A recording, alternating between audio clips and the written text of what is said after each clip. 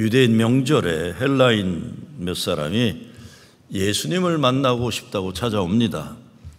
헬라인은 그리스 사람이에요. 그러니까 이 사람들이 왔다고 하니까 23절에서 예수님이 인자가 영광을 얻을 때가 왔도다 그렇게 말해서, 여기서 때라는 것은 하나님이 관여하시는 특별한 시간 카이로스예요. 하나님 역사의 중요한 시기를 말하고 있습니다. 오늘 이 내용은 성경에서 슬쩍 지나가는 것 같지만 초대교회 지도자들이 깨달은 예수 운동의 중요한 전환점을 제시하는 것입니다. 헬라인들은 유대인들에게 있어서 문화적으로 아주 멀리 있는 사람들이에요. 유대 문화는 여호와 하나님을 믿는 유일신 사상의 신권 문화입니다. 반면에 그리스 철학과 이성의 대표적인 문화예요. 유대인들이 넘어서야 하는 문화권은 신권, 어떻게 보면 그리스는 인간의 인권, 이게 넘어서야 되고 해결해야 될 문제가 유대인에게서는 그리스입니다. 근데 요한복음은 바로 이 문화권의 복음을 증거하자 하고는 중요한 목적을 1장 1절에서 제시하고 있어요. 요한복음 1장 1절에 이렇게 되어 있습니다. 태초에 말씀이 계시니라 그랬어요. 여기 말씀은 로고스라고 그랬어요. 헬라 철학에서 세상 돌아가는 이치의 모든 종합이 이 진리인 로고스입니다. 그러니까 예수님이 요한복음 1장 1절에서는 예수님이 헬라인들이 그렇게 중요하게 하는 우주 만물 삼라만상의 이치의 가장 중요한 진리인 그 로고스가 예수다, 이걸 선언하는 겁니다. 이런 배경을 생각할 때 요한복음에서는 왜 이렇게 헬라인과의 만남이 중요한지를 우리가 엿볼 수는 있는 것입니다. 저는 미국 사람들이 모이는 모임에 설교할 기회가 주어지면 이 본문을 제일 많이 생각합니다. 이 본문을. 미국은 이민자의 나라다 그래요. 이민자들을 통해서 미국은 제대로 된 나라가 된다, 이런 얘기를 많이 합니다. 여러 인종과 민족이 폐쇄적인 담을 뛰어넘어서 자기들과 다른 사람들과 만나서 틀이 넓어져야 미국이 제대로 되는 나라가 된다, 이 설교를 하는 겁니다. 근데 오늘 우리들 코리안 아메리칸의 입장에서 볼 때도 마찬가지입니다. 우리들만 편하고 익숙한 문화, 우리들끼리만 안전함을 느끼는 그런 생활 방식과 틀을 깨고 나와서 다른 사람들을 만나 넓어져야 할 필요가 있는 것입니다. 남자는 여자를 만나 세상 넓은 것을 알게 되는 겁니다. 옛날에 그런 책이 있었죠. 남자는 화성에서 여자는 금성에서, 그래서 완전히 다른 갤럭시에서 왔다는 겁니다. 또 어느 분이 그런 말을 했더라고요. 남편은 머리가 아프고 아내는 마음이 아프다 그랬으니까 남편은 머리를 잡고 아내는 마음이, 이게 딴 얘기하는 거예요. 서로 다르니까 만나는 것이고 만나면서 서로 성숙해지는 것입니다. 남은 북을 만나야 되고 백은 흑을 만나야 되고 동은 서를 만나야 깊어지고 넓어지는 겁니다. 자기가 알던 것, 자기가 만나는 사람만 만나면 울타리가 좁아지고 생각이 짧아집니다. 그래서 미국, 그것도 뉴욕, 이 엄청난 곳입니다. 다양한 민족과 인종과 문화와 종교를 만나게 되기 때문이에요. 당연하게 내가 알고 익숙한 사람들 만나는 거 편해요. 그러나 편한 것은 사람을 게으르게 하고 발전을 방해합니다. 어떻게 보면 치열하게 나와 다른 세상권에서 부딪히면서 성숙해지려면 뉴욕이 최고입니다. 뉴욕만한 데가 없어요. 근데 이런 대단한 뉴욕에 와서 살면서 그냥 송충이들, 송충이 아니라 누에가 그저 그 안에 들어가 있는 것처럼 이렇게 움츠려가지고 폐쇄적으로 산다면 이거 미국에 사는 게 아니에요. 뉴욕에 사는 게 아니에요. 그냥 그 동네에 집안에 갇혀 사는 거, 교회에 그냥 울타리 안에 쌓여가지고 오물락조물락 하고 있는 거지 뉴욕에 사는 건 아닌 거예요. 이 뉴욕을 제대로 우리가 자랑스럽게 생각한다면 치열하게 뛰어넘고 또 뛰어넘으면서 성숙해져야 하고 넓어져야 되는 거죠. 불편하죠. 사람들은 자기 편리를 위해 끼리끼리 유상종하는 것 선호해요. 자기들끼리 그냥. 지난주일 부모교육 세미나가 있었어요. 사회 보는 부목사가 한국말로 하니까 나는 아무 생각도 안 하고 그냥 한국말로 강의를 시작했는데 강의하다가 이렇게 보니까 한국 사람하고 얼굴이 똑같은데 한국 사람이 아닌 사람이 있어요. 말레이시아 사람들이에요. 영어권. 그래서 제가 한국말로 하다가 물어봤어요. 내 한국말 다 알아듣냐 그랬더니 전혀 못 알아듣는데요. 근데 왜 이렇게 열심히 듣냐 그랬더니 씩 웃더라고요. 씩 웃어요. 할 수 없이 그 순간부터 영어로 이제 세미나를 시작하는데 여러분 저도요 미국 사람들한테 영어하면은 못해도 편해요. 근데 조선 사람들이 있는 데서 영어하면 쥐가 나요 머리에서. 이게 불편해요. 아주 불편해. 그런데 혹시나 했더니 끝나고 주일학교 부모들 중에 한 사람도 불평하는 사람이 없었어요. 저는 불편했기 때문에 그만큼 우리가 폭이 넓어졌다고 생각합니다. 민주주의라는 것도 다수가 마음대로 하는 게 아닙니다. 진짜 민주주의가 제대로 되려면 소수와 약자를 배려하는 것, 이게 성숙한 민주주의예요. 저는 어려서부터 한국 사람은 단일 민족이라는 것, 그렇죠 우리? 또 하얀 옷 입는 평화를 사랑하는 민족이다 배웠어요. 그리고 제가 자랑스럽게 느꼈던 건 대한민국의 가을 하늘이 제일 아름답다고 배웠어요. 그렇죠? 대한민국 가을 하늘이. 그리고 경주 다보탑이 최고라고 배웠어요. 배웠어요. 자부심이 셌어요. 제가 경주 다보탑 한번 봤어요. 저도. 그런데 살아보니까 시카고 가을 하늘이 더 좋더라고요. 보스턴, 아틀란타, 뉴욕, 롱아일랜드 존스비치만 나가보세요. 그냥 최고예요, 최고. 다보탑보다 좋은 건 진짜 많더라고요. 어디 가도. 그 흰옷 입은 백성들, 이게 왜 자랑스러운지 모르겠어요. 흰옷 입은 백성들 허구한 날 중국인이 일본인이 침략으로 피 흘린 역사, 연속극을 봐도 그냥 핏대가 서울르는데 속 터지는데 그거 왜 우린 그렇게 자랑스럽다고 가르쳤나 모르겠어요. 그리고 단일 민족이라는 자부심, 알고 보면 엄청난 배타성을 가지고 있어요. 저는 제가 대한민국에 살면서 가장 분노했던 게 혼혈아들에게 무례하고 못되게 하는 차별 문화였어요. 제가 의정부 살았기 때문에 혼혈 문화, 혼혈아들에게 함부로 하는 거. 제가 의정부 중학교 매년마다 1등이 석환이가 1등 했어요. 김석환이. 근데 얘는 1등으로 발표되는 적이 없어요. 왜? 얘는 백인 혼혈아예요. 백인 혼혈아한테도 그러니 흑인 혼혈아한테는 어떻게 했겠어요? 우리 이모가 그 학교 선생님이었어요. 이모 석환이가 1등인 거 다 아는데 왜 석환이는 맨날 2등이야? 이 나라에선 혼혈아는 1등 할 수 없다. 그래서 걔가 보성고등학교 1등이었어요.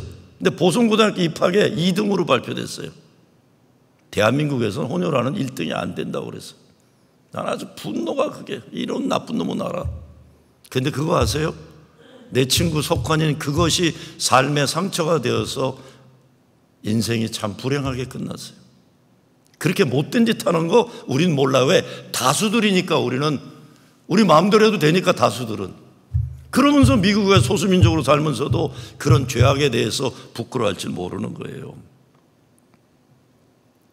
지금 한국 출산율이 마이너스라고 해서 앞으로 해외 노동력이 더 많이 들어야만 나라가 유지될 것이라고 그래요. 현재 한국에 200만인가 300만 동남아시아하고 우크라이나하고 우즈베키스탄 많이들 들어와 있어요. 나와 다른 사람들이 많이 사니 이게 얼마나 불편해요. 제가 작년에 명동인가 어디 가서 돼지국밥을 먹는데 이 웨이터가 벵글라데시 청년이에요. 처음에 너무나 어색하더라고요. 아니, 돼지국밥을 왜 벵글라데시 청년이 나한테 서브를 해요. 근데 말도 잘해요. 근데 갑자기 생각해 보니까, 야, 이 대한민국이 복받는 날이 시작되는 거라는 거예요.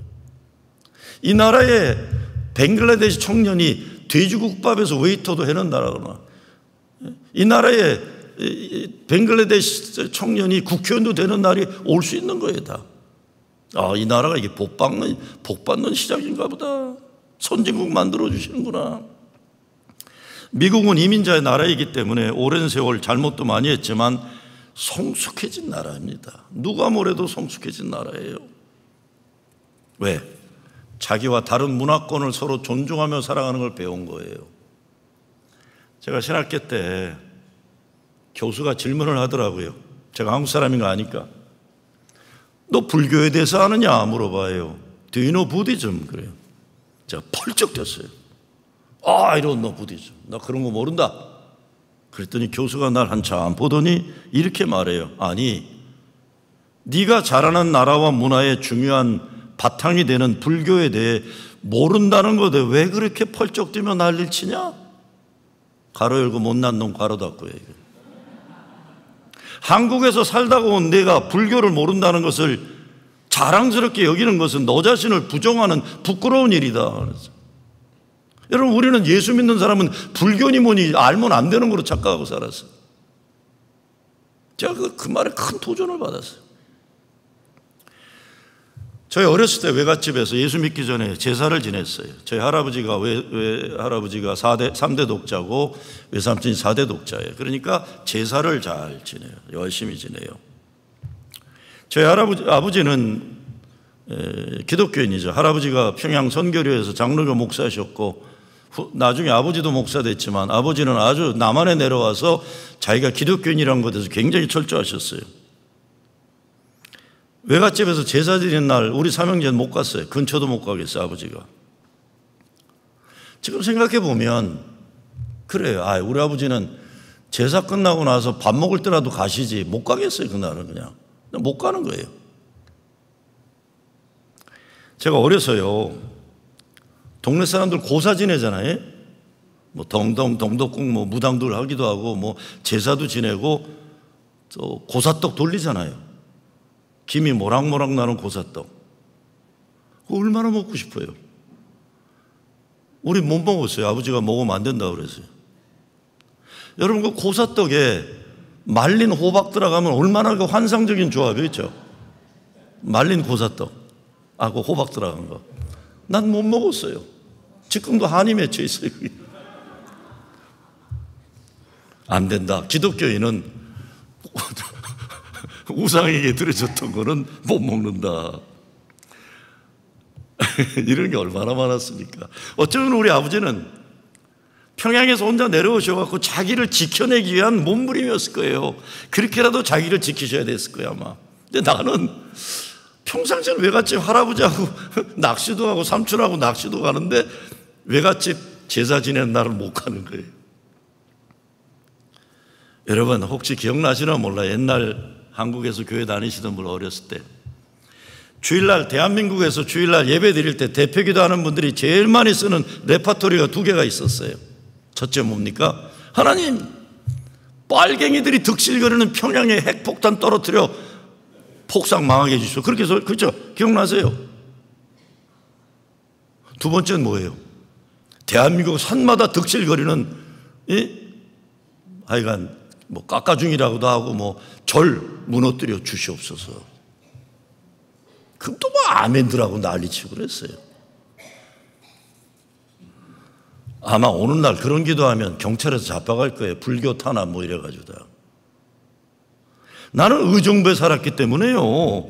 평양에 핵폭탄 떨어지면 그냥 죽는 거예요. 나는 서울 사람들은 어떤지 모르겠는데 의정부에 서울 가려고 그러면 저 군사 분계선이라 해서 큰 탱크 못 지나가게 딱 막아놓고 전쟁이 나면 의정부는 다 죽어라고 그러고 서울 사람 지킨 거예요, 다.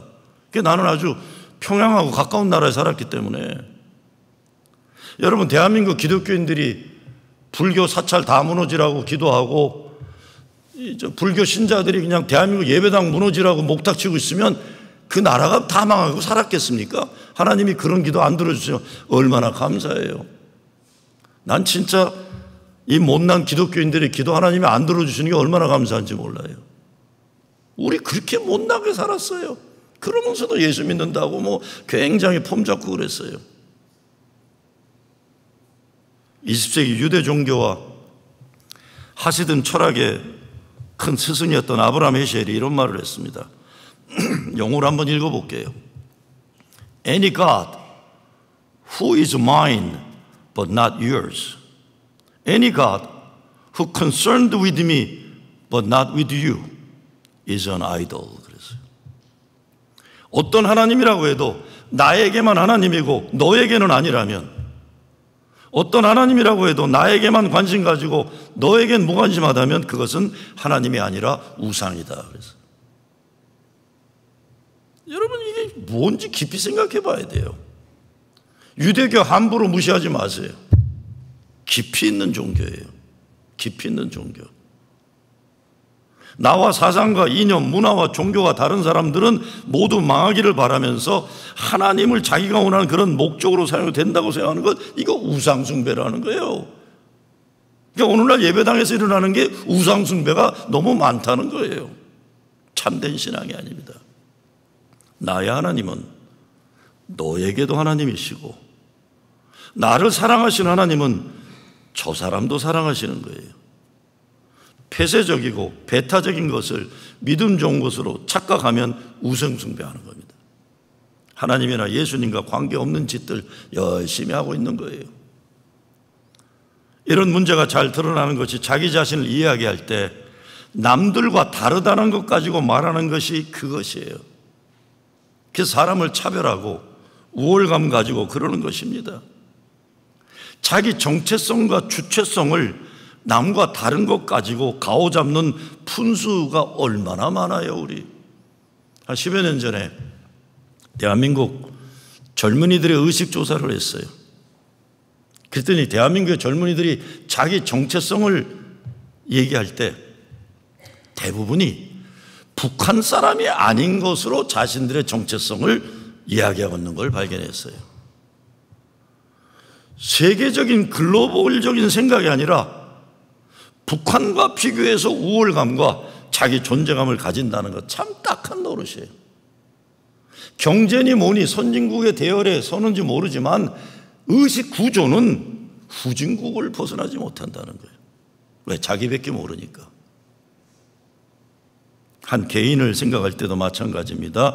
넓은 세상에서 당당하게 살아가려면 나와 다른 사람들을 이해하고 존중하면서 나 자신에 대한 자신감과 거룩한 자화성을 가질 수 있어야 돼요. 그리고 우리들의 마음이 넓어지고 우리들 사랑의 울타리가 넓어져야 주님이 비로소 영광 받으시는 겁니다. 저와 여러분이 넓혀야 할 울타리가 뭡니까? 예수님은 인종과 민족의 한계를 넘어서는 온 세상 구원의 때를 기다리셨고, 그날이 오자 이제 하나님 영광을 위한 새 시작을 발표하신 겁니다. 그런데 예수님이 영광을 말하면서 자신을 하늘의 미랄이라고 그러셨어요. 땅에 떨어져 죽어야 많은 열매를 맺는다. 그러면서 자기가 가셔야 할 십자가의 길을 말씀하시는 겁니다. 본문에 영광이란 말이 여러 번 나오는데 이 영광이라는 말은 모두 십자가 죽음을 통한 영광입니다. 오늘 이 시대 크리스천된 우리들에게 참 어려운 도전입니다. 예수님은 죽어야 사는 진리를 말씀하셨어요. 자기 생명을 사랑하는 자는 잃어버릴 것이요, 이 세상에서 자기 생명을 미워하는 자는 영생하도록 보존하리라. 이 진리를 깨닫고 실천하는 게 예수 믿는 건데, 무슨 말인지는 알아듣겠는데 실천하기가 어려운 겁니다. 어려운 거예요. 왜? 하나님 영광을 위한 십자가입니까? 십자가가 없으면 모든 인간은 자기 죄에 따라 대가를 치러야 하는 존재예요. 근데 인간은 자기의 의로움으로부터 절대 구원에 이를 수가 없기 때문에 하나님은 우리가 아직 죄인 되었을 때에 예수 그리스도를 십자가에 달려 죽게 하심으로 우리를 살리신 거예요. 바로 이 십자가에 하나님의 완전한 사랑이 있다는 것이죠. 모든 인간은 하나님 사랑과 예수 십자가 은혜가 아니면 살 수 없다는 복음이 있기 때문에 우리는 다른 사람들을 무시하거나 차별하면 안 되는 겁니다. 저도 주님이 사랑하신다. 저를 위해서도 주님이 십자가 달려 죽으셨다. 죄인으로서 동질감을 인식하기 때문에 긍휼함을 가지고 예수 십자가 보혈로 구원받아야 할 인간 존재를 인정하기 때문에 다른 사람들을 예수님께 인도하고 전도하는 사명을 가지고 있는 것입니다. 보스턴 지역에서 목회했던 고든 맥도날드 목사가 이런 말을 했습니다. 웬만한 일에는 세상도 교회 못지않거나 교회보다 더 잘한다 그랬어요. 가난한 사람 집을 고쳐주거나 가난한 자 먹여주거나 아픈 사람 돌봐주는 거 예수 믿는 사람 아니라도 다른 사람들도 다 잘한다. 그러나 세상이 못하는 일이 하나 있다. 세상은 예수 십자가 보혈의 은혜를 줄 수는 없다 그랬어요. 죄의 죽음에 이를 죄를 구원에 이르게 하지 못한다는 거예요. 우리는 하나님의 은혜 때문에 이 예배의 자리에 나왔어요. 여러분, 이 예배 자리에 나온다는 게 얼마나 위대하고 어마어마한 준엄한 자리입니까?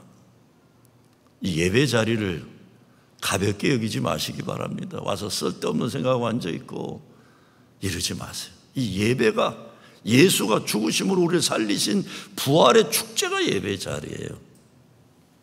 근데 예수 믿는다고 하면서 복음이 아니라 율법의 영향력을 받는 일이 얼마나 많습니까? 벌써 오래전인데 어느 한국의 큰 대형교회 장로가 정신적인 문제가 있어갖고 상담하는 목사를 만난 이야기가 화두 이렇게 글로 나온 적이 있어요. 아주 잘 나가는 큰 대형교회 장로가, 잘 알려진 장로가 문제가 하나 생겼어요. 담배 피다가 걸린 거예요. 담배 피다가 그 교회 젊은 집사들한테 걸렸어요. 이 사람이 그 다음 주부터 불안한 거야. 혹시 우리 목사가 설교하다 내 얘기 안 할까? 주보에 이름이 안 올라갈까? 이 사람이 그 문제 때문에 쩔쩔쩔 매다가 이게 정신적으로 이제 힘들어진 거예요. 그래서 상담하는 목사를 찾아왔어요. 그 사람의 고민을 듣더니 목회 상담하는 목사가 이렇게 처방을 내립니다. 장로님, 앞으로는 담배 끊으시던가, 정 못 끊으시겠으면 걸리지 않도록 몰래 피는 걸 배우시기 바랍니다. 이 목사가 왜 그렇게 얘기했을까요? 이 목사가 왜 이렇게 얘기했을까요? 에이씨, 이렇게 한 거예요. 이딴 거 가지고 날 찾아오냐 그런 거예요. 시시하게 이런 거 가지고 말이야 장로가 고민하다가 정신적으로 어려워지냐, 때려쳐라 이런 거예요. 그 목사가 뭐라고 썼냐면 이 시대 한국의 크리스천들이 고민하고 근심하는 내용이 이따위냐 이런 거예요. 이따위냐. 제가 목회하면서 보면 이 이민교회도 똑같아요. 이 장로들 중에 이제 담배 안 피고 술 안 마시는 사람 그거 갖고 가오잡아요. 나는 평생 술 담배 안 했다. 에이씨, 그게 뭐 대단한 거라고요. 그러고는 그거 가지고 그냥 가오잡고 왔다 갔다 하는 거예요. 담배 냄새 나는 놈 없나. 에이, 그렇게 열심히 살아요. 프로징 제1교회 장로가 담배 피는 거 잘하는 걸까요? 못하는 걸까요? 여러분 어떻게 생각하세요? 제가 솔직한 답 드릴까요? I don't care예요. 저는 알아서 하세요. 다만 몸에 안 좋으니까 하지 마세요. 술 취하지 않도록 집에서 부인하고 드세요. 저한테 묻는다면 답하지만 난 관심이, 그건 여러분이 알아서 하세요. 집사건 권사건 알아서 하세요. 이 시대 크리스천들이 심각하게 고민해야 되는 건 좀 차원을 좀 달리했으면 좋겠다 이거예요. 이웃의 아픔에 어떻게 고통당하는 이웃의 아픔을 Relieving the suffering of the world, 고통당하는 세상을 치유할 수 있을까? 어떻게 이 세상이 하나님 나라에 가까워지는 세상이 될 수 있을까? 이런 거예요. 그러고 나를 죽이고 희생하는 예수 사랑의 실천이에요. 여러분, 우리 믿음의 조상들이요, 지난주 보니까 로스앤젤레스 연합감리교회가 120주년 예배를 드렸더라고요. 그러니까 우리 하와이 이민이 120 몇 년이 된 거예요. 120 몇 년 전에 제물포항을 떠난 내리교회 감리교회 출신들이 주로 많은 그 사람들이 몇 명이죠? 하와이에 도착해가지고 그 사람들이 버는 게 하루 임금이 70전이었대요. 중국 사람들이 와서 서부 지역에 기찻길 놓으면서 한 주간 4불 받았다니까 맞는 얘기예요. 한 주간 4불이니까. 근데 우리 이민의 조상들이 그 70전 가운데 20전을 꼬박꼬박 떼어서 상해 임시정부 채권을 샀다는 거예요. 상해 임시정부. 언제 망할지도 모르는 나라의 임시정부에 채권을 산 거예요. 1920년대까지 이렇게 조국의 독립운동을 위해 하와이 농장 이민자들이, 무슨 이민자예요? 머슴이고 종처럼 살았죠. 진짜 거기에 죽도록 일해가지고 1920년도 임시정부에 보낸 돈이 당시 200만 불이었다는 거예요. 당시 200만 불은 오늘로 하면 1 빌리언 달러예요. 100억, 10억 달러예요. 어마어마한 거죠. 여러분, 우리 교회가 감리교회라는 것은 어떤 제도적인 것 그 중요성이 있지 않아요. 제도야 무슨 뭐 어때요? 그거 거기 목숨 걸 거 없어요. 우리에게 중요한 건 요한 웨슬레가 외쳤던 성서적 경건을 중심으로 하는 교회다. 개인적으로는 예수를 그리스도로 영접하고 살아가는 중생 체험과 끊임없는 성화의 추구이면서 사회적으로는 세상의 빛과 소금 되어 하나님 나라를 확장하는 교회 되는 거예요. 이를 위해 주님은 우리에게 더욱 거룩한 신앙의 고민과 몸부림을 원하십니다.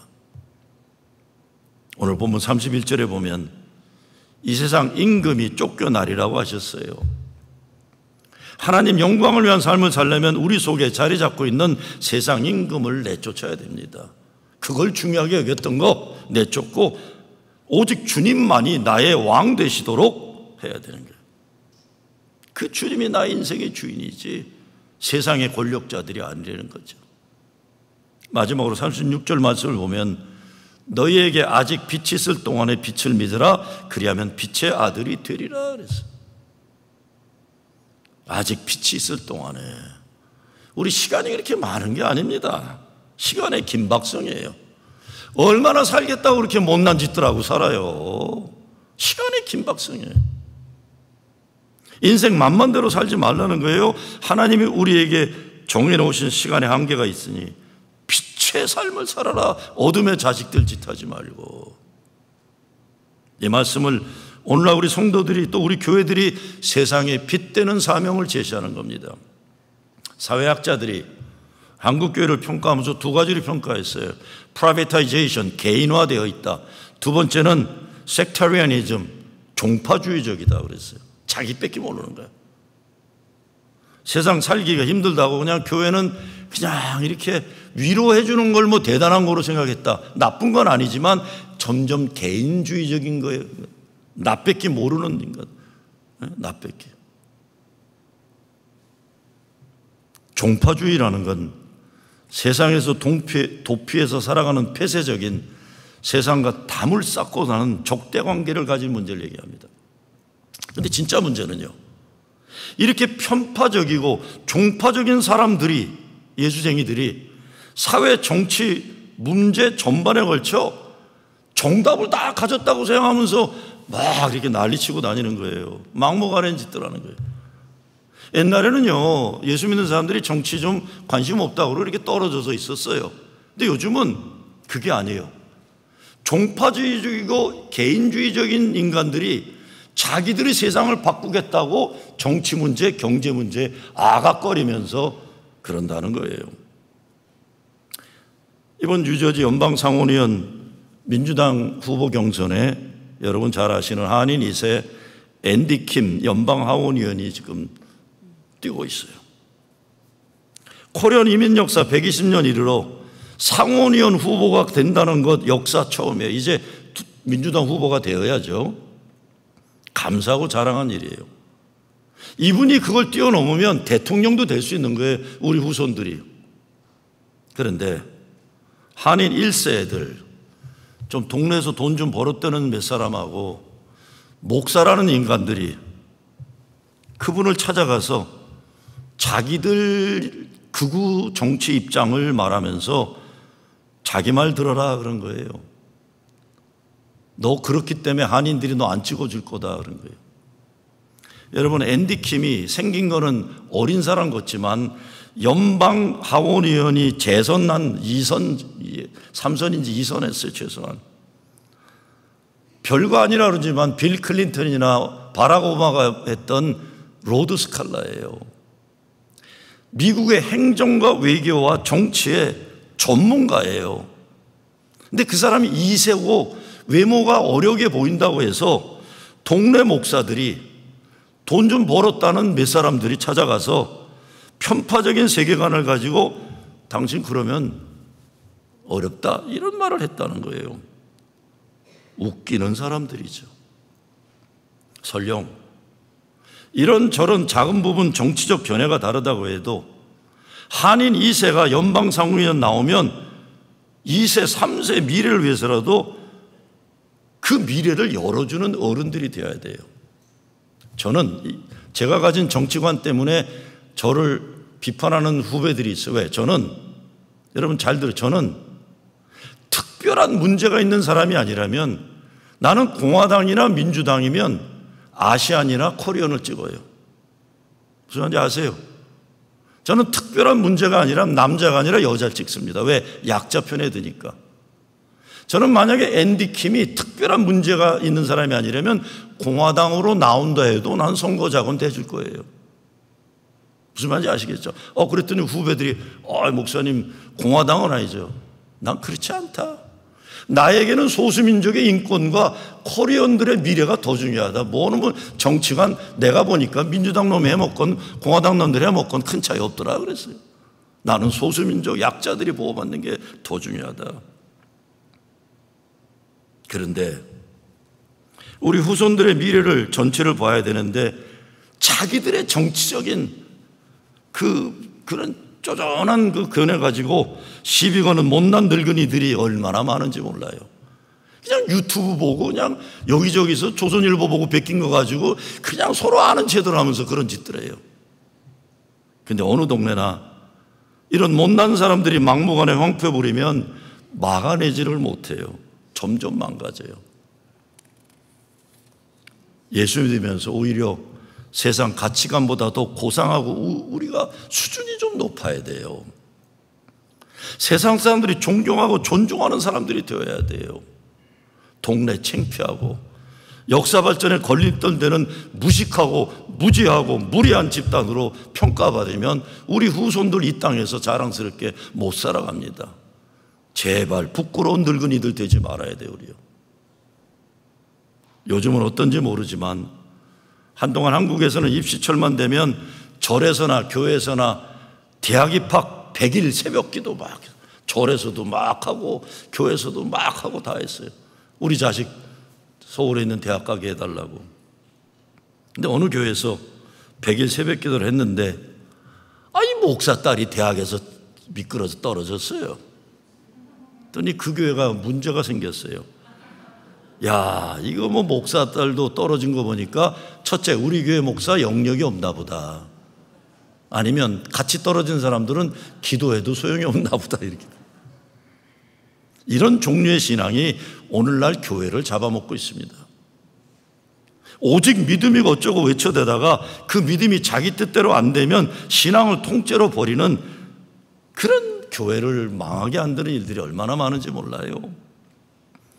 미신과 신앙의 차이점이 뭡니까? 미신은 자기 삶에는 아무 질적인 변화가 없으면서 자기가 원하는 것을 하나님이 해주길 바라는 거예요. 신앙은 믿음 때문에 내 생각과 뜻과 삶의 내용이 변화되는 거예요. 예수님의 것으로. 그리고 더 고상한 차원은 하늘의 미랄이 되는 거죠. 하나님의 뜻에 따라 내가 변화되는 거. 그래서 성령의 능력 주시면 내가 땅에 떨어져 죽고 많은 생명의 열매를 맺는 것이죠. 미신을 버리고 참된 신앙을 가져야 됩니다. 마지막으로 중요한 것은 전도자의 역할이에요. 21절에 보면 헬라 사람들이 빌립을 찾아오고 빌립이 안드레를 만나 예수님께 가는데 이 빌립과 안드레는 항상 예수 안 믿는 사람들을 찾아가고 그들이 오면 예수님께 인도한 사람들, 전도의 사명을 가진 사람들. 사도 바울이 고린도 교회에 이렇게 호소합니다. 고린도 교회 교인들이여, 너희를 향하여 우리의 입이 열리고 우리의 마음이 넓혀졌으니 내가 자녀들에게 말하듯이 하노니 보답하는 양으로 너희도 마음을 넓히라. 마음을 넓게 가지고 세상을 살아. 예수의 마음으로 쪼존하게 살지 말고 넓은 하나님 나라의 가치관, 그 수준을 가지고 너희도 마음을 넓히라. 야, 예수 믿는 사람들 다르구나. 와, 저 프로징 제일교 사람들은 와, 다르구나. 우리 자식들도 저 교회 다니고 싶으면 얼마나 좋을까. 예수 믿는 사람들은 예수님 가르침으로 넓고 깊은 인생을 살아야 합니다.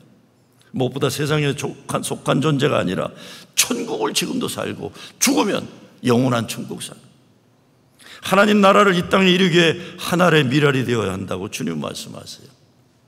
오늘 내가 그 미랄이 되어 내 가정과 교회, 나라와 민족을 살리는 여러분 되시길 주의 이름으로 축원합니다.